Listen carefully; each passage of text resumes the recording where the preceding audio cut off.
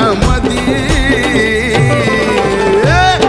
आता भीमाच्या पोरात लगीन लागतंय AC हॉल मधी